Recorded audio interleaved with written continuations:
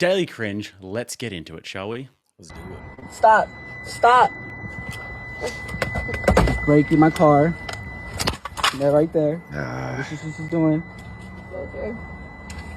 Okay. You want to break your window? Do it. Do it.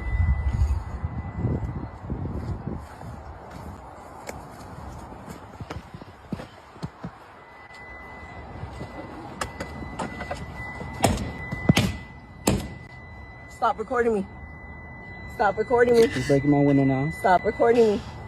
You see how you don't love me? Well, stop breaking. Then stop recording me. Gee, lady, I wonder why. So, what are the red flags that you have to look at? You're a guy, you're getting into relationships. She love bombs you at the start, schmoozes you a little bit. What are the things that you have to look out for from the perspective of a married man? Well, I mean, if they're holding your babies while breaking shit, I would say that that's probably. If there's another red flag that's worse than that, I can't think of what it would be. No, I mean the ones before that. Like that's for me, that's the right amount of toxic. But like before for that, you, that's the right amount of toxic. Yeah, it's like. Yes, we are here. We are here. Very happy to be here. Yes, indeed, dear one. Yes, we are here. Yes, we do have a message for you and your community and the world. There will be a shift that will happen. And you know what's happening here, right? So I'm guessing that this woman is channeling, probably a member of the Intergalactic Federation of Light. For those of you who are unaware about the Intergalactic Federation of Light, you'll note that I have tangled with many of these lunatics on TikTok, and they believe that they have what are called star seeds, and star seeds are people who are able to communicate with the Intergalactic Federation of Light, a team of benevolent aliens here to save us from the Alpha Draconians, who come again from a planetary star system called Alpha Draconis, just in case you were unaware. Bravo.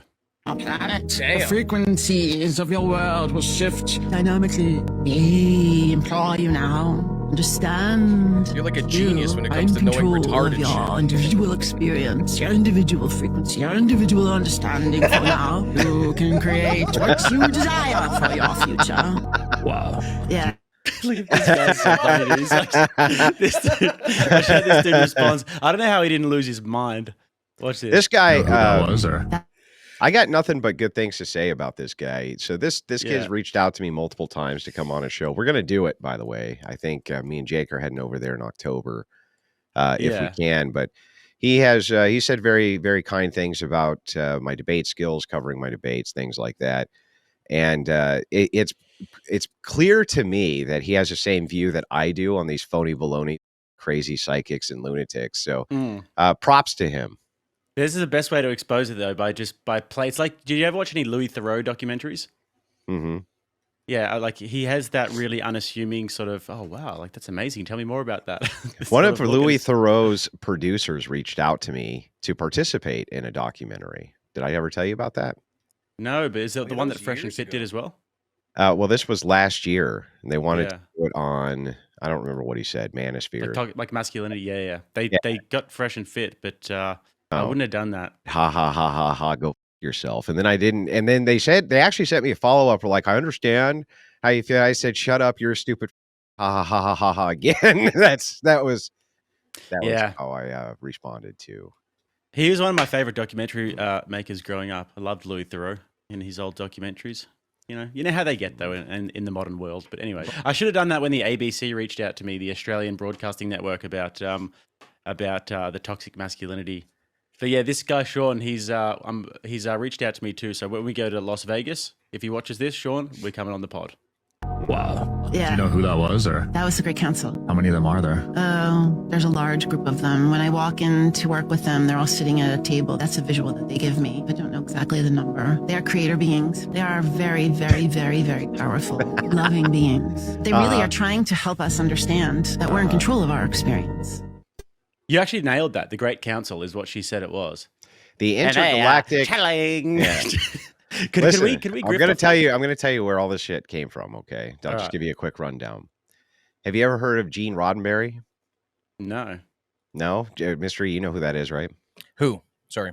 Star Trek, Gene Roddenberry? Oh, Yeah. Gene Roddenberry's the writer, creator of Star Trek.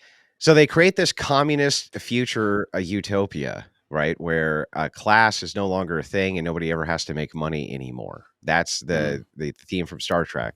Did war go away? Of course not. Right? Of course not. Because how could it be a fun show without conflict? But ever since then, there has been hippie cultists all up and down. This started especially in California with the Time Machine, if you've ever heard of the Time Machine. I'll have to run you up on there's a time machine in California. Not kidding. Sounds like we might have to bring back lunatics on the internet. Yeah, time machine. But anyway, a bunch of cults used to get together in the Mojave Desert, and they would channel, because they were starseeds, they would channel aliens in their various cult activities who would give benevolent messaging.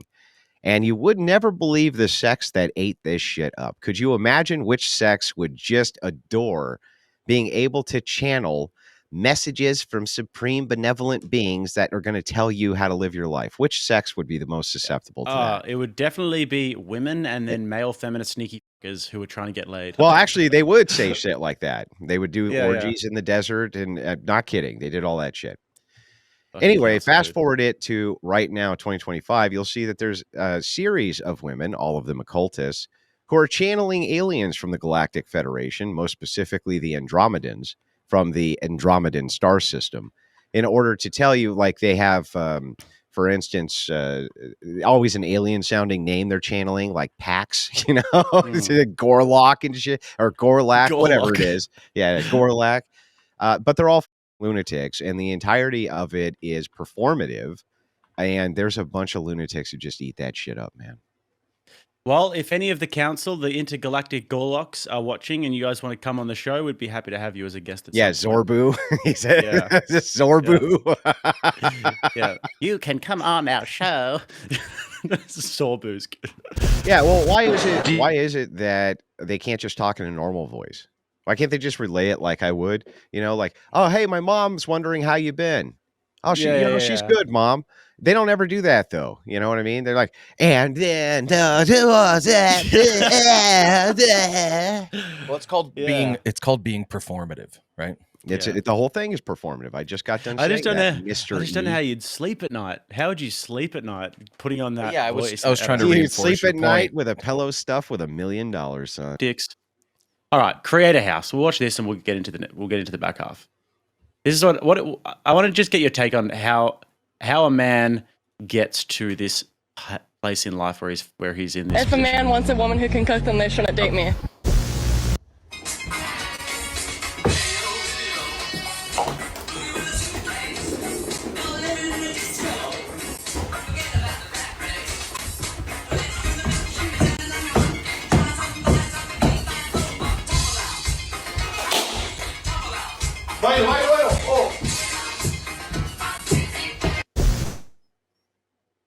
Do you want to see something really funny? Watch when they're popping the balloons. The second kid doesn't pop the balloon, and it's like he's like, oh, the dad's like, oh shit, he didn't pop the balloon. The mum's gonna be so angry. Watch this. Look. Oh shit! You ruined the whole scene. Bastard. This mom is clearly hate it when that happens. Now look. I've been behind the scenes for many different shoots for different shows and things like this. And this is really yay. So usually what we do is, we drink. So like we'll be having beers and shit around and shooting the shit and things like that. And nobody's dancing around and acting like. So I just like to point out the difference. Very true. Very true. Mm-hmm. All right. But do you see the narcissism with the mum? The narcissism with who? With the mum? Yeah. Yes. Yeah. Mommy got to pay the bills, man. Yeah, they use their kids for attention like this. It's like, just doesn't sit well with me. Well, the thing is, too, is like, what do you think they make? $7,000 a week or $7,000 a month? Less, $5,000? Something like that. Yeah. I mean, most of these content creators are lucky to pull $300 a month. Yeah. Popeyes. What he ate today? Okay, hang on. You got to pause it. I ate rice. What do you mean? Before we get into this, when we replay it, because they mentioned Popeyes, I can't believe I'm saying this, but it's the first time ever I ate Popeyes a couple of weeks ago when I was on a trip. And it's really good. It's like 10 times better than KFC. I can totally see why so many people love Popeyes. Yeah. Just rice? Just rice before Baby, what time is it? 10:49. Baby, I went to work at 1 o'clock. I know. So what did you eat the rest of the day? I just told you, rice. So what you ate? I ate rice. What? So where's this? You got him some food, right? That's what you should do. Me and him. What do you mean, no? No, I didn't. So why are you sitting here? Make sure you got some. If you at work, when you left, you got some food. And you got food. What the? Hold on. I really hope you playing right now. No, hold on. You ain't just go get food and not feed my son while I was at work this whole time. You ain't never just go do that.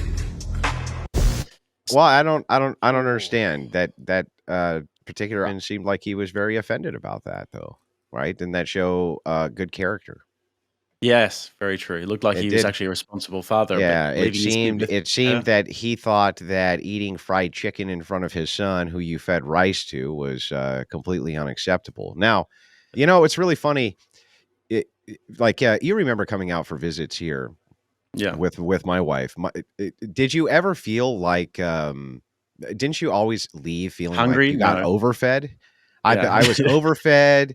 Right, too much in the way of alcoholic beverages and beverages I would like, and food and this and that. That's kind of the Midwest tier thing, right? And I like the open fridge policy. Yeah, I get in trouble when I ask for something. I like that. Yeah, you get in trouble when you ask, "Can I have this?" It's when there's a guest, you're welcome to have access to whatever. That's also a Midwest thing. You don't see that as much out west as you do in the Midwest. Same with Italians, by the way. Yeah. Yep, I've seen it with Italians too, but the Irish were really big on that too, especially the ones relocated to the Midwest. Not the Dutch though. The Dutch not so much because they're stingy. You don't ever go and get food, things like that. The kids eat first. Those are always the rules, right? Kids eat first, and husband's always taking care of what. That's supposed to be the mechanism for the family.